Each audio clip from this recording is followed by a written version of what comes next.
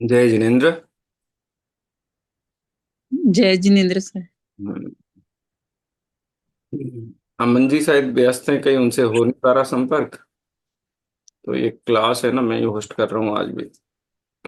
जी। चलिए, पिछली कक्षा हमारी छठवें अध्याय पे आरंभ हुई थी, लेकिन रिकॉर्डिंग नहीं हो पाई थी। इसलिए आज हम ओके। इसको फिर से एक बार दोहरा रहे हैं, जिससे कि बाकी लोगों को भी ये उपलब्ध हो सके। मंगलाचरण करेंगे। जय श्री ओम नमः सिद्धेभ्य। नमो अर्हंताणं, नमो सिद्धाणं, नमो आयरीयाणं, नमो वज्रायाणं, नमो लोये सव्वसाहूणम्। मंगलमय मंगलकरण वीतराग विज्ञान, नमो ताहि जाते भये अरहंतादि महान। करि मंगल करि हो महाग्रंथ करन को काज, या ते मिले समाज सब पावे निज पद राज। मिथ्या देवादिक भजे, हो है मिथ्या भाव, तज तिन को साचे भजो, यह हित हेतु भाव। मोक्षार्थ प्रकाशक का इस सेमेस्टर में छठवां और आठवां अध्याय आपके सिलेबस में है। चौथे अध्याय तक अग्रहित मिथ्यात्व संबंधी चर्चा हुई थी। पांचवें अध्याय से ग्रहित मिथ्यात्व की चर्चा प्रारंभ होती है। ग्रहित मिथ्यात्व माने ये हुंडाव सर्पणी काल में एक विशेष प्रभाव होता है कि इसमें अन्य मत होते हैं, शेष कालों में नहीं होते। तो एक तो वो ग्रहित मिथ्यात्व के जो कुगुरु देव धर्म से संबंधित है, मिथ्या मतों से संबंधित है, सांख्य योग नैयायिक वैशेषिक वेदांती मीमांसक, ये जो है अन्य मत जिनको हम कहते हैं, सृष्टिकर्तावाद की कल्पना है, ये सारी चीजें अन्य मत कहलाती हैं। इसकी समीक्षा पांचवें अध्याय में पंडित साहब कर चुके हैं, विस्तार से कर चुके हैं। छठवें अध्याय में क्या है कि जो जैन मत में तो हैं, देवगुरु धर्म को तो मानते हैं, लेकिन जैन मत में भी देवास चतुर्निकाय, चार निकाय के देवों की चर्चा है। उसमें वैमानिक, ज्योतिष, व्यंतर, भवनवासी। इसमें भवनत्रिक के देव अक्सर अ, मुनियों का उपसर्ग दूर करते हुए देखे जाते हैं। और इसके अलावा जो अ,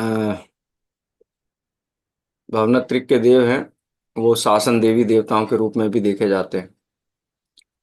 तो ऐसी स्थिति में कई लोग ऐसा समझते हैं कि वो तीर्थंकरों की सेवा करते हैं और हम भी तीर्थंकरों की सेवा करते हैं, थोड़ी इनकी भी सेवा करेंगे तो ये भी हमारा काम कर देंगे। तो ऐसा मान करके अपने हित अहित का कर्ता उनको मान करके उनकी पूजा आदि करना प्रारंभ कर देते हैं, जबकि ये मोक्ष मार्ग के विरुद्ध है। एक बात तो ये सत्य है कि भवनत्रिक के देव जन्म से मिथ्या दृष्टि होते हैं, यानी भवनत्रिक में जाते ही वो जीव है जो मिथ्या दृष्टि हो। उन्होंने सम्यक तो ग्रहण किया है, नहीं ग्रहण किया है, कुछ जीवों के संबंध में तो चर्चा मिलती है। सम्यक तो ग्रहण किया भी हो तो भी जिन शासन में संयम पूज्य है, और वो देव असंयमी होते हैं। पंच परमेष्ठी पूज्य हैं, पांच परमेष्ठियों में वो देव आते नहीं हैं, लेकिन फिर भी लोग उनकी पूजा करते हैं। उनकी समीक्षा इस छठवें अध्याय में की गई। वैसे तो बहुत कठिन चर्चा नहीं है, कि बेसिक्स हम पढ़ चुके हैं तो आसानी से समझ में आएगी। इसकी रीडिंग प्रारंभ करते हैं, और जहां कहीं कठिनाई होगी वहां हम चर्चा कर लेंगे, ठीक है। मंगलाचरण में मैंने पढ़ा, उसका अर्थ बोल देता हूँ। मिथ्या देवादिक भजन, जो सच्चे देव नहीं है, मिथ्या देव। जीव सुखी होना चाहता है, और जिनके सानिध्य से, जिनके उपदेश को सुनकर के सुखी हो सके, वो सच्चे देव हैं। और जिनकी सेवा करने से, जिनकी वंदना करने से, जिनको अपने हिताहित का कर्ता मानने से और अधिक दुखी हो जाए, वो सब मिथ्या देव हैं। यानी मिथ्या देव से दुखी होता है, सुखी नहीं होता जीव। ये मानता है कि हमको संपत्ति हो जाएगी, लौकिक अनुकूलताएं हो जाएंगी इन देवों के माध्यम से, तो हम सुखी हो जाएंगे। लेकिन सुखी तो होता नहीं है, और अधिक पाप का बंध करके अधिक दुखी हो जाता है। तो मिथ्या देवादिक भजे हों मिथ्या भाव, मिथ्या भाव ही अपने आप में पाप भाव है, वो भी कोई सम्यक तो है नहीं, और दृढ़ हो जाता है मिथ्यात्व। तज तिनको सांचे भजो, जो सच्चे देव हैं, सच्चे देव गुरु धर्म है, उनकी हमें पूजा भक्ति करनी चाहिए, उनका सेवन करना चाहिए। यह हित हेतु पाप, क्योंकि उनका अनुसरण करेंगे तो जैसे सच्चे देव सुखी हुए अनंत सिद्ध, वैसे हम भी सुखी हो सकते हैं। नहीं तो सुखी होने की जो संभावना है वो बहुत नगण्य है ये संसार में। वैसे ही पांच इंद्रिय के विषय भोग हैं इतने सारे, वैसे ही सर के ऊपर बोझा लिए जीव घूम रहा है, और को गुरु कुदेव धर्म का बोझा और ले लेगा तो और दुखी हो जाएगा।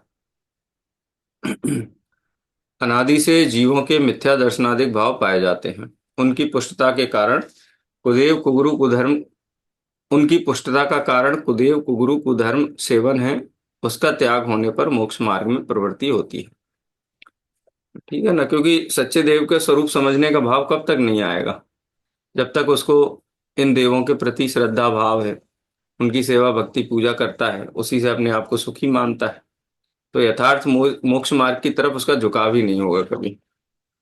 इसीलिए इनका त्याग होने पर ही यथार्थ मोक्ष मार्ग का ग्रहण संभव है, अन्यथा ये बड़ा मुश्किल काम है कि गुरु को देव को धर्म की भी सेवा करता रहे और सुखी भी हो जाए।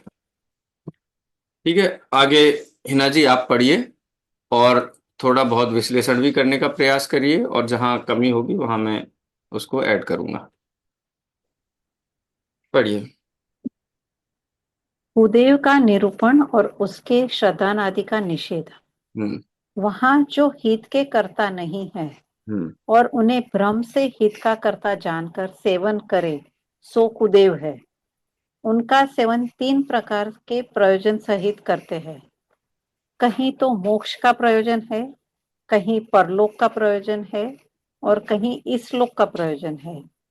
सो प्रयोजन तो सिद्ध नहीं होते, कुछ विशेष हानि होती है, इसलिए उनका सेवन मिथ्या भाव है, वह बतलाते हैं। ये दो पैराग्राफ का विश्लेषण करिए, एक तो कुदेव की परिभाषा बताई है और प्रयोजनों के प्रकार बताए हैं, थोड़ा इस पे विश्लेषण करिए फिर आगे पढ़िए।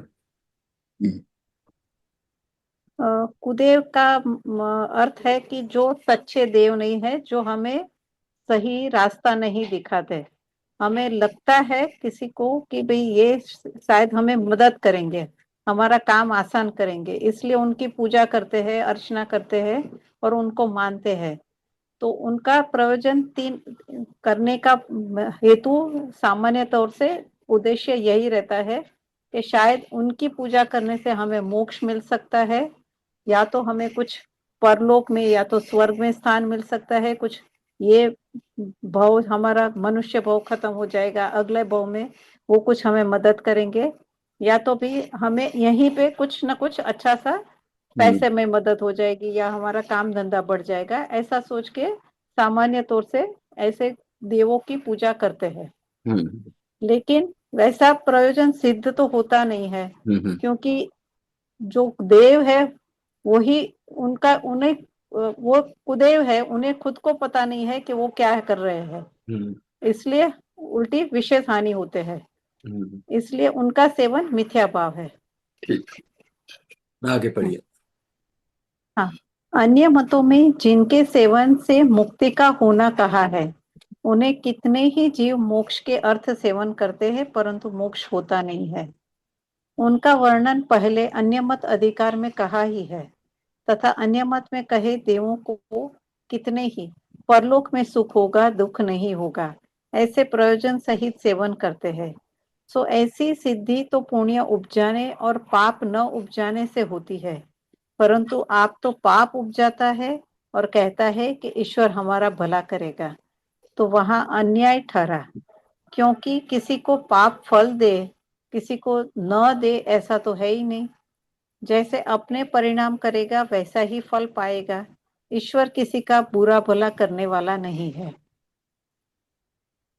आगे तथा पढ़िए। उन देवों हाँ तथा उन देवों का सेवन करते हुए उन देवों का तो नाम देते हैं और अन्य जीवों की हिंसा करते हैं, तथा भोजन नृत्य आदि द्वारा अपनी इंद्रियों का विषय पोषण करते हैं। सो पाप परिणामों का फल तो लगे बिना रहेगा नहीं।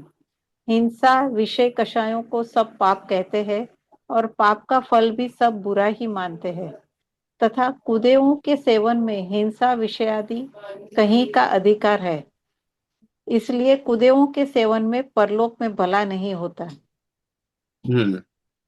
यहाँ इस पैराग्राफ में कुछ चीजें और बताई। एक तो यही संकेत किया है कि पिछला जो पूरा चैप्टर चला है उसमें हमने यही चर्चा की कि जो कुरु कुदेव कुधर्म है, लेकिन पिछले चैप्टर के कुरु कुदेव कुधर्म अलग है, वो अन्यमति है। और यहाँ पर जो चतुर निकाय के देव हैं उनकी चर्चा यहाँ कर रहे हैं। ठीक है। सामान्य रूप से देखा जाए वो देव हों या इनको देव मान लिया जाए, देव माने मोक्ष मार्ग में आगे बढ़ाने वाले देव के रूप में इनको मान लिया जाए, तो कोई भी कार्य इनके द्वारा होता नहीं है। वैसे सिंपल एक सिद्धांत है इसमें कि स्वयं जो भी शुभ अशुभ कर्म जीव करता है उसका फल स्वयं भोगता है। कोई अन्य ना तो इसको पुण्य और ना पाप इस प्रकार से कोई फल देने में समर्थ नहीं है। जो आप बोता है वही आप काटता है। खुद बबूल बोएगा और कहे कि आम हो जाए, स्वयं पांच पापों का सेवन करेगा, विषयों का सेवन करेगा, हिंसा झूठ चोरी कुशील में प्रवृत्ति करेगा और कहे मेरा भला हो जाए, तो उससे तो भला होता नहीं। ठीक है। तो कोई अन्य देवी देवता इसको कुछ फल दें, इसका कुछ भला बुरा करें, ऐसी कोई वस्तु व्यवस्था में प्रोविजन है ही नहीं इस प्रकार का। तो पहली बात तो किसी अन्य से अपना हित अहित मानना, लौकिक हित अहित बाह्य हित अहित मानना, यही झूठा है। अच्छा, सच्चे जो देव हैं तीर्थंकर आदि जो हैं 24 तीर्थंकर, वो तो हमारा भला करते हैं कि नहीं? कि वो तो खुद ही कहते हैं कि हम किसी का भला बुरा नहीं करते, हम करता है सबके, ये तो वो स्वयं ही कहते हैं। लेकिन कई लोग क्या सोचते हैं कि भाई देखो हम जैन लोग हैं, हम तो बीतरागी भगवान के उपासक हैं, बीतरागी भगवान तो किसी का कुछ करेंगे नहीं। तो उनकी तो ठीक है, हम पूजा कर लेते हैं, उनकी प्रशंसा कर लेते हैं, लेकिन असली काम तो ये भक्त देवादि करेंगे। तो हम इनकी पूजा, इनकी भक्ति, इनका बहुमान करेंगे तो ये हमारे ऊपर प्रसन्न होंगे और हमारा काम करेंगे। ठीक है। इस प्रकार की मिथ्या मान्यता है। सत्य क्या है कि कोई किसी का भला बुरा नहीं कर सकता, सब अपने ही कृत्यों का फल भोगते हैं। अच्छे कृत्य हैं तो पुण्य का उदय आता है, कुकृत्य हैं, खराब काम है तो पाप का उदय आता है। उसमें कोई टालने वाला उसमें नहीं है, जीव के परिणाम ही उसके करता है। ये परम सत्य है। अच्छा, उन देवों को पूजने की विधि क्या है, किस प्रकार से पूजता है? तो वो भी पापमय ही है। नृत्य आदि करता है, भोजन आदि करता हैं, इंद्रियों के विषय पोषण वाले वचन कहता है, लौकिक फल चाहता है, अपना हित शत्रु का अहित चाहता है। तो इस प्रकार की परस्पर विरुद्धता है उसकी भक्ति में भी है। भक्ति के अर्थ भी, उनकी जो सेवा के अर्थ भी पाप ही करता है, वो हिंसा ही करता है। अन्य मत में तो बलि आदि भी देते हैं। जैन मत में क्या करेंगे, हरित काय के वनस्पतियों का प्रयोग करेंगे, अग्नि आदि का प्रयोग करेंगे, उसमें भी हिंसा है। उस प्रकार से उनकी पूजा भक्ति रूप जो कार्य है वो भी वैसा ही है, विषय पोषण जैसा ही वहां पर अभिप्राय है और वैसी क्रियाएं हैं। इसलिए ये सब परिणाम जो कर रहा है इन सब का तो पाप लगेगा ही। विषय कसायों के सेवन का भी पाप लगेगा, हिंसा का भी लगेगा। विवेक शून्य होकर के अगर भगवान की भक्ति पूजा करेगा, उससे जो जीवों की प्रार्थना होगी, तो ऐसा थोड़ी ना हमने भगवान की पूजा की है और किसी जीव की हिंसा की है अपने अयत्नाचार और अपने अविवेक के कारण, तो उसका पाप नहीं लगेगा। जैसे कहते हैं ना, हमने भगवान की भक्ति के अर्थ अग्नि आदि जलाई थी, अब कोई मच्छर आदि गिर करके मर जाए तो हम क्या करें, हमने तो भक्ति की थी। ऐसा आपके साथ हो तो हैं? तो हमको तो पसंद नहीं है ऐसा व्यवहार। तो फिर जो एक इंद्री, दो इंद्री, तीन इंद्री, चार इंद्री जीवों के प्रति ऐसा अन्याय हम कैसे स्वीकार कर सकते हैं धर्म के नाम पे? तो यत्नाचार प्रवृत्ति होनी चाहिए, अचित द्रव्यों का उपयोग होना चाहिए, वो सारी चीजें यहाँ शामिल हैं। ठीक है। और भक्ति पूजा के अर्थ भी जो पाप सेवन किया है तो पाप ही है, उससे पाप का ही बंद होगा, उदय भी पाप का ही आएगा। और कुदेवादि के सेवन का अभिप्राय क्या है, क्या चाहता है? लौकिक हित ही चाहता है ना। देह संबंधी अनुकूलता के अलावा कोई प्रयोजन वहां हो नहीं सकता। मोक्ष का प्रयोजन हो सकता है क्या गुरु कुदेव कुधर्म से, व्यंत्रादिक से, भवनवासी आदि से? तो मोक्ष का प्रयोजन तो प्रत्यक्ष ही नहीं है, क्योंकि वो तो जन्म से मिथ्या दृष्टि है। कोई कदाचित सम्यक तो भी ग्रहण कर ले, तो भी वो प्रत्यक्ष उपदेशदाता तो है नहीं जिससे उसका उपकार माना जाए। तीर्थंकर तो उपदेशदाता है। पंच परमेष्टि तो मोक्ष मार्ग में लगाने वाले हैं। वो किसी किसको मोक्ष मार्ग में लगाता है धर्मेंद्र, बताओ। हैं? और पूजा हम क्यों करते हैं? मोक्ष मार्ग तत्व का उपदेश देते हैं धर्मेंद्र पद्मावती, इसलिए करते हैं, बताओ। सर्वज्ञ तीर्थंकर की पूजा तो इसलिए करते हैं, उन्होंने हमको तत्व का उपदेश दिया है। त्रैकाल्यम द्रव्य षटकम नवपद सहितम जीव षटकाय लेस्य। इनने क्या दिया है?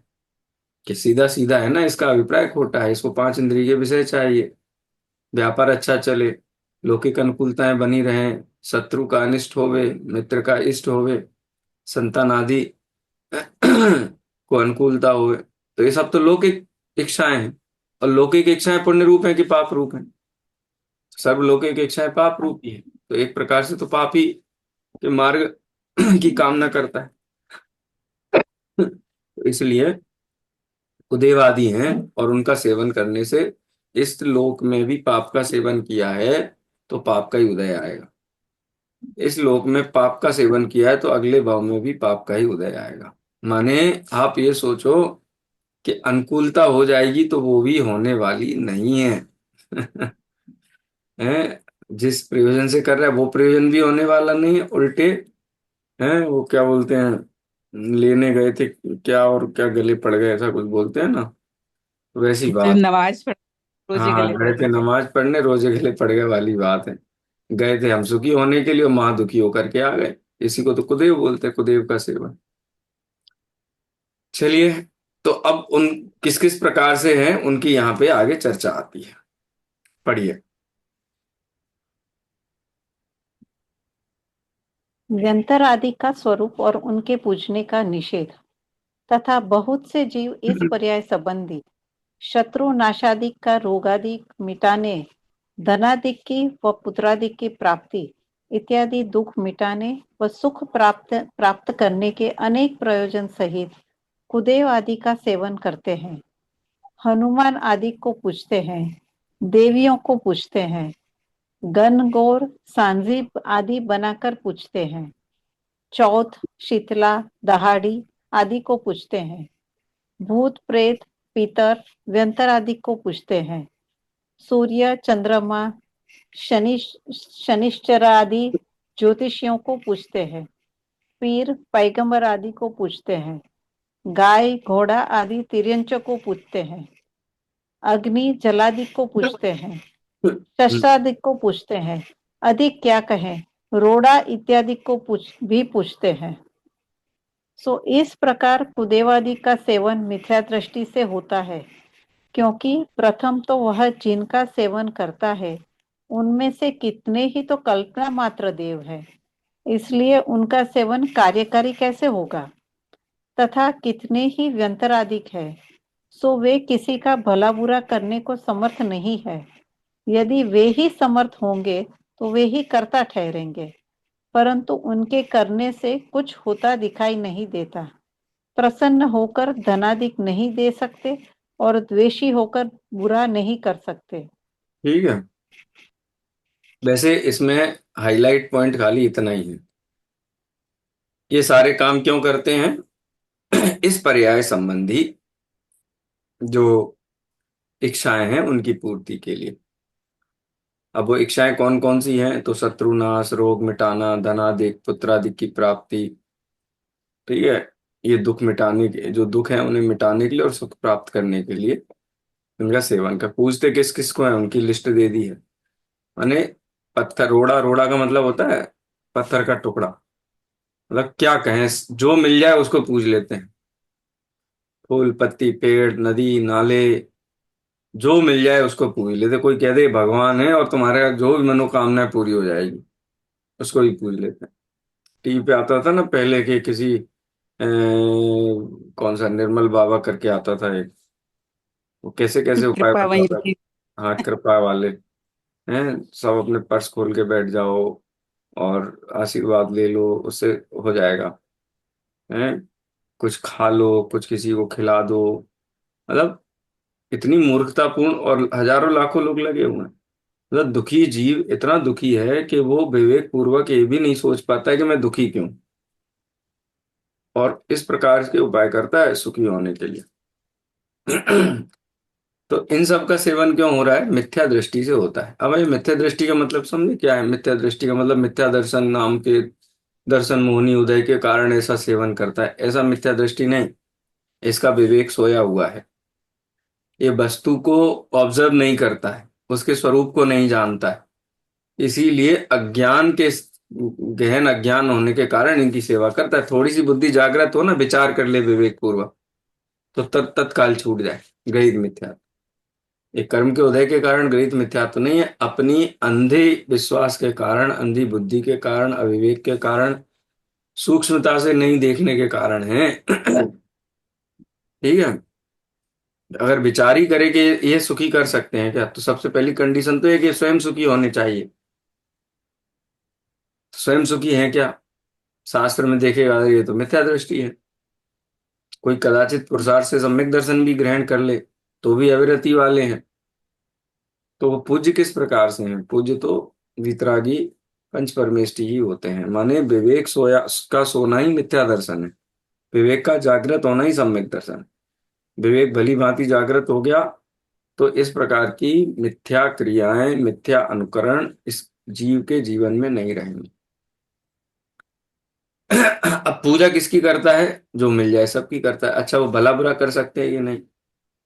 अरे व्यंतरादिक भवन भवन वासी ज्योति से देव है ना, यही बेचारे अपने दुख से ही बहुत दुखी हैं। विषय चाह दावा नल दयो, मरत विलाप करत दुख सयो। हम उनसे कह रहे कि साहब हमारा काम कर दो, क्या तुम पीछे हटो, हम वैसे ही परेशान हैं, वैसे ही तकलीफ में हैं, हमारे 6 महीने बचे हैं आयु में, एक इंद्री में जन्म होने वाला है, तो हमारे पीछे पड़े हुए कि हम तुमको सुखी कर दें। है ना ख्याल में? जो स्वयं दुखी है वो दूसरे के दुख को कैसे दूर करेगा? तो वो किसी का भला बुरा करने में समर्थ भी नहीं है। हैं? यदि वो समर्थ होंगे कि हाँ चलो करते हैं भला बुरा, अगर वे करते हैं तो जो स्वयं करता है, हैं? स्वयं करता है, वो सब निष्फल हो जाएगा। हैं? वो कुछ करेंगे तो करते हुए देखे, लेकिन वो कुछ कर नहीं सकते किसी को। व्यंतरादि किसी को धन नहीं दे सकते। व्यंतरादि है वो किसी का किसी प्रकार से भला नहीं कर सकते। सब जीव अपने पुण्य और पाप के उदय से ही उनका भला बुरा होता है। इनके करने से हो तो पुण्य पाप तो फिर परिकल्पना हो जाएगी, वो सिद्धांत भी शास्त्रों में आता है, वो खंडित हो जाएगा। खाली अपने अविवेक के कारण, सोए हुए विवेक के कारण, भेद ज्ञान का उपयोग न करने के कारण ही ऐसी प्रवृत्तियां हो सकती हैं, अन्यथा नहीं हो सकती। चलिए आगे बढ़ते हैं। आप पढ़िए। अ, प्रभुता जी पढ़ेंगे? हाँ सर। हाँ पढ़िए। यहाँ कोई कहे, यहाँ से स्टार्ट करना है ना सर? हाँ हाँ। यहाँ कोई कहे, दुख देते तो देखे जाते हैं, मानने से दुख देना रोक देते हैं। उत्तर, इसके पाप का उदय हो तब उनके ऐसी ही कुतूहल बुद्धि होती है, उसे वे चेष्टा करते हैं, चेष्टा करने से यह दुखी होता है, तथा वे कुतूहल से कुछ कहे और यह उनका कहा हुआ न करे तो वे चेष्टा करते रुक जाते हैं, तथा इसे शिथिल जानकर कुतूहल करते रहते हैं। यदि इसके पुण्य का उदय हो तो कुछ कर नहीं सकते। ऐसा भी देखा जाता है, कोई जीव उनको नहीं पूछते, वो उनकी निंदा करते हैं, वो वे भी उनसे द्वेष करते हैं, परंतु उसे दुख नहीं दे सकते। ऐसा भी कहते देखे जाते हैं कि अमुक हमको नहीं मानता, परंतु उस पर हमारा कोई वश नहीं चलता, इसीलिए व्यंतराधिक कुछ करने में समर्थ नहीं है। इसके पुण्य पाप ही से सुख दुख होता है, उनके मानने पूजने से उल्टा रोग लगता है, कुछ कार्य सिद्धि नहीं होती। अच्छा, अब तथा यहाँ एक सेकंड, यहाँ क्या प्रश्न उठाया? ये साइबर फ्रॉड होता है ना जैसे, तो साइबर फ्रॉड में हम्म, 3 बेसिक कारण होते हैं। या तो ये डर जाता है बहुत, या लालच में आ जाता है, या ये एकदम निपट अज्ञानी। अज्ञान, भय और लालच, ये कुगुरु कुदेव कुधर्म के प्रति, ये भी साइबर ठगी है एक प्रकार से। ये भी क्योंकि इसके श्रद्धा को, इसके धन को, सुख चैन को ये लूटते हैं। वास्तव में वो नहीं लूटते, खुद ही लुटाता है। वो तो आते नहीं व्यंतर इसके यहाँ कभी, यही मनाता है उनको। तो भय, तो प्रश्न क्या किया कि भले ही सुखी नहीं करते, धनाधिक नहीं देते हैं, लेकिन दुख देते हुए तो देखे जाते हैं। किसी के ऊपर आ गए, किसी को परेशान कर दिया, तो कम से कम हम इनको साध के रखेंगे। हैं, दुर्जनम प्रथमम बंदे, ये दुर्जन लोग हैं, इनकी वंदना करो, थोड़ी पूजा करो, तो ये अपने से दूर रहेंगे। पंडित साहब उसका यह निषेध करते हैं कि क्या वो दुख रोक सकते हैं? हैं, तो बोलते हैं कि अगर किसी जीव को घोर ग्रहित मिथ्यात्व रूप पाप का उदय हो ना, तो उसको ऐसा ही विकल्प आता है कि हमारा दुख दूर कर देंगे। असली दुख तो अपने अज्ञान के कारण है, उसको दूर करना चाहिए। हैं कि कौतूहल के कारण उसकी पूजा करेंगे, अनेक प्रकार की मनौतियां करेंगे, और अ, अ, कुछ कहते हैं, उनसे अनुरोध करते हैं, और पुण्य का उदय होता है। तो वो कुछ इसमें ये सोचते हैं, ये कहा गया कि मान लो फिर भी उनको बुरा करना हो और स्वयं के ही पुण्य का उदय हो, तो वो बुरा कर सकते हैं क्या? हमारे पुण्य का उदय हो, जब तक तेरे पुण्य का बीता नहीं करार, हैं, क्या अवगुण करे हजार, ऐसा करके एक श्लोक है ना, कि अपना पुण्य का उदय चल रहा हो, सारी दुनिया शत्रु बन जाए तो भी अपना कुछ नहीं कर सकती। अपना पाप का उदय चल रहा हो तो शत्रु भी, मित्र भी शत्रु होता हुआ दिखाई देता है। तो जो भी बुरा होता है वो तो अपने पाप के उदय से होता है। उन्होंने क्या बुरा किया उसमें? है, अनुकूलता का निमित्त आ जाएगा कदाचित, देखें तो वास्तव में तो वो भी दुख के कारण नहीं है। अच्छा, एक एग्जाम्पल और दिया। लोक में ऐसा देखा जाता है, व्यंतरादि हर किसी के ऊपर नहीं आते, वो भी ये देखते कमजोर कौन है। हैं? तो जो कमजोर है उसको सताते हैं, जो बलवान है उससे डरते हैं, वो भी, वो स्वयं ही डरते हैं। हैं? कहा ना कि ऐसा भी देखा जाता है, कोई जीव उनको नहीं पूछते, वह उनकी निंदा करते हैं। हैं? वह वे भी उनसे द्वेष करते हैं, परंतु उसे दुख नहीं दे सकते। वो जो कुदेवादि व्यंतरादि है ना, वो भी कहते हैं "ये आदमी बहुत दुष्ट है, मैं फलाने पेड़ पे रहता हूँ, उसी पेड़ के पास गंदगी फेंक जाता है। इसको डराओ तो डरता भी नहीं है हमसे"। तो जो डरता है उसको उसको दबोच लेते हैं, और उससे फिर मनमानी करवाते हैं। उसके घर वालों को डराएंगे कि मैं, हम तुम्हारे इस डरपोक बालक है ना, ये हमसे बहुत डरता है, हम इसको बिल्कुल परेशान कर देंगे, उसको समझा के रखो नहीं तो दूसरे वाले को। तो इस प्रकार की प्रवृत्तियां होती हैं। सत्य तो यही है कि अपने पाप पुण्य के उदय से ही भला बुरा होता है। कोई थर्ड पार्टी ऐसी है ही नहीं संसार में जो किसी को सुखी दुखी कर सके। एक क्षण के लिए मान लिया जाए कि नहीं, कोई थर्ड पार्टी, कोई अन्य ईश्वर देव हमको सुखी दुखी करता है, तो फिर तो हमारा सब कुछ किया धरा निष्फल हो जाएगा। स्वयं किए जो कर्म सुभासो, फल निश्चय ही वे देते, करे आप फल दे अन्य तो स्वयं किए निष्फल होते। ठीक है ना?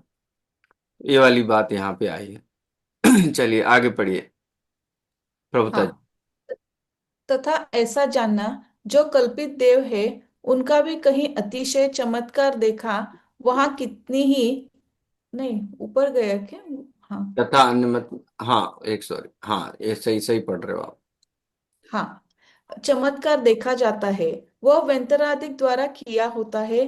कोई पूर्व पर्याय में उनका सेवक था, पश्चात मरकर व्यंतरादि हुआ। वही किसी निमित्त से ऐसी बुद्धि हुई, तब वह लोक में उनको सेवन करने में प्रवृत्ति कराने के अर्थ कोई चमत्कार दिखाता है। जगत भोला किंचित चमत्कार देखकर उस कार्य में लग जाता है। जिस प्रकार जिन प्रतिमादिक का भी अतिशय होना सुनते व देखते हैं, सो जिनकृत नहीं है, जैनी व्यंतरादिक होते हैं। उसी प्रकार कुदेवों का कोई चमत्कार होता है, वह उनके अनुचर व्यंतरादिक द्वारा किया होता है, ऐसा जानना। तथा अन्य यहाँ मत में, यहाँ दो चीजें कही हैं। एक तो जैसे जिनेंद्र भगवान है, उनके शासन देवी देवता हैं, व्यंतरादि हैं। तो हम कहें कि जिनेंद्र भगवान ने किया, ऐसा तो नहीं हो सकता। जिनेंद्र भगवान तो वीतरागी सर्वज्ञ हैं। ऐसे ही अन्य मत में है, अन्य मत के जो कुगुरु कुदेव कुदेव हैं, उनकी हम पूजा करेंगे तो उनके जो भक्त होंगे, वो भक्त हमसे प्रसन्न हो जाएंगे और हम, हमारा जो कष्ट है वो हर लेंगे, हमारे लिए अनुकूलता कर देंगे, इस प्रकार से विचार करता है। लेकिन स्वयं का अगर पाप का उदय होगा तो बुराई होना है, उसमें तो कोई दूसरा निमित्त बन जाएगा, ये देवादिक क्यों बनेंगे। और भला होना है तो भी कोई ना कोई निमित्त रूप में खड़ा हो जाएगा। इनको पूजने से या ना पूजने से हमारे सुख दुख का कोई संबंध है नहीं। ठीक है। सर वो जिन प्रतिमादिक का भी अतिशय होना वो क्या है? भाई अतिशय होने पर हमको तो वीतरागी धर्म की प्रभावना का भाव आना चाहिए। हम 64 रिद्धियां पढ़ते हैं तो किसकी महिमा आती है, मुनिराज की कि रिद्धियों की। हम जब अर्घ चढ़ाते हैं तो हम यही कहते हैं ना कि ये रिद्धि से निराश। श्रेष्ठ वीतरागी मुनि भगवंतों को अर्घ्यम निरुपामति स्वा, ये बोलते हैं। रिद्धि को तो नहीं हाँ। बोलते हैं। तो नहीं। वो जो जिनेंद्र भगवान है उनकी वीतरागता को ही नमस्कार होता है। ये तो शास्त्र में ही आता है ना, सुरनत मुकुट रतन छवि करें अंतर पाप तिमिर सब हरें भक्तामर प्रणत मौलि मणि प्रभाण उद्योदकम दलित ताप पाप तमोवितानम। हे जिनेंद्र भगवान हैं, आपके चरण कमल हैं वो पाप रूपी अंधकार को दूर करने वाले। और आपके चरण कमल कैसे हैं कि असंख्यात देव हैं, मुकुट पहने हुए देव आपके चरणों में झुकते हैं। और उनके माथे में लगे हुए जो मणि मुक्ता आदि हैं, उनकी चमक से वो आपके पैरों पर उसकी चमक पड़ रही है, उससे आपके चरण सुशोभित हैं। तो असली चमत्कार तो जिनेंद्र भगवान का हुआ ना, जिनको सब नमस्कार कर रहे हैं, तीनों लोग नमस्कार कर रहे हैं। क्यों नमस्कार कर रहे हैं, उस कारण को जाने, मोक्ष मार्ग के नेता पने को जाने, सर्वज्ञता को जाने, हितोपदेशी पने को जाने, वितरागी पने को जाने, तो अपना भी मोक्ष मार्ग प्रशस्त होगा। लेकिन जिन प्रतिमा में कोई अक्षय आदि देख लिया, वो अक्षय भी 90% तो फर्जी होते हैं, एक्चुअल होते नहीं। एक्चुअल तो बहुत दुर्लभ घटना है। नहीं तो कोई ठंडी प्रतिमा है एकदम से उसको ले आओ एकदम खुले में, तो एकदम से पानी जड़ने लगेगा उसमें। ठंड का सीजन हो, चांद खेड़ी में आप सब इकट्ठे हो जाओ तलघर में जा करके, वहां इतनी उमस होगी कि वो ठंडी प्रतिमा के ऊपर से बाष्प की बूंदें गिरती हुई दिखाई देंगी। और सब चिल्लाने लगेंगे, देवों ने अक्षय कर दिया, अक्षय कर दिया, अक्षय कर दिया, जय जयकारा लग जाएगा। कोई विवेक से विचार नहीं करेगा कि बाष्प बिंदु बने क्यों। ठीक है। तो 90% तो ऐसी घटनाएं होती हैं। 10%, 2% भी सच्ची घटनाएं होती हैं। हम कहते हैं 100% भी सच होती हैं। उस स्थिति में भी वितरागी देव गुरु धर्म के अलावा अन्य कोई वंदनीय नहीं है। उस स्थिति में भी महिमा तो जिनेंद्र भगवान की है ना वहां पे। सर वो संबंधभद्र आचार्य जब वो कोई स्तुति की रचना करते तब वो चंद्रप्रभ भगवान की मूर्ति में से या वो शिवलिंग में से निकलता है, ये बिल्कुल। अतिशय है ना? क्या है ना, अतिशय हो तो जिन्हें अपन संबंधभद्र आचार्य देव से पूछें कि अतिशय करने वाला जो देव है उसकी पूजा करनी चाहिए कि नहीं करनी चाहिए, तो आचार्य संबंधभद्र नहीं, क्या कहेंगे। वो तो नहीं। कहेंगे नहीं नहीं, भैया वो तो नहीं वितरागी करेंगे। पंच परमेष्टियों के अतिरिक्त कोई पूज्य नहीं है, तो क्यों पूजा करनी है। हाँ। यस। और चलिए ये जैनी व्यक्ताधिक होते हैं, इसका अर्थ क्या लेना है? मतलब जैनी व्यंतराधिक होते हैं, माने जो जिनेंद्र भगवान के भक्त व्यंतर होते हैं, वो कुछ करते हैं इस प्रकार से, मान लो करें। अच्छा अच्छा, हाँ ओके। हाँ समझ में आया। हाँ, हाँ। ठीक। तथा अन्य मत में परमेश्वर ने भक्तों की सहाय की, वह प्रत्यक्ष दर्शन दिए इत्यादि कहते हैं। वहां कितनी ही तो कल्पित बातें कही है। कितने ही उनके अनुचर वेंतरादिक द्वारा किए गए कार्यों को परमेश्वर के किए कहते हैं। यदि परमेश्वर के किए हो तो परमेश्वर तो त्रिकालज्ञ है, सर्व प्रकार समर्थ है। भक्त को दुख किस लिए होने देगा? तथा आज भी देखते हैं कि म्लेच्छ आकर भक्तों को उपद्रव करते हैं, धर्म विध्वंस करते हैं, मूर्ति को विघ्न करते हैं। यदि परमेश्वर को ऐसे कार्यों का ज्ञान न हो, सर्वज्ञपना नहीं रहेगा। जानने के पश्चात भी सहाय न करे तो भक्त वत्सलता गई और सामर्थ्यहीन हुआ। तथा साक्षीभूत रहता है तो पहले भक्तों को सहाय की कहते हैं, वह झूठ है, क्योंकि उनकी तो एक सी वृत्ति है। हम्म। देखो यहाँ क्या कहा कि अन्य मत के जो परमेश्वर आदि है वो भक्तों की सहायता करते अथवा उनके अनुचर व्यंतर आदि करते। ठीक है।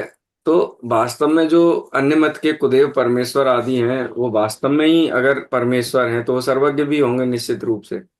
और सर्वज्ञ है तो उनके भक्तों को दुख आने ही क्यों देते हैं, पहले से ही क्यों नहीं उसको दुख को उन्मूलित कर देते हैं। यदि ईश्वर करता है और संसार में दुख है तो सबसे बड़ा अपराधी ईश्वर ही कहलाएगा, क्योंकि वो अपराध होने दे रहा है। अपराध होने देना भी अपराध है ना। तो इसका मतलब वो ईश्वर है ही नहीं, ऐसा एक कल्पनाशीलता के कारण ये जीव अपना बनाता है। अरे इसमें क्या ना, मलेच्छों को पंडित जी साहब के समय यवन, अंग्रेज, बहुत सारे लोग थे जो जैन मंदिरों को और प्रतिमाओं को या फिर अन्य मत की मंदिरों को, प्रतिमाओं को तोड़ फोड़ रहे थे।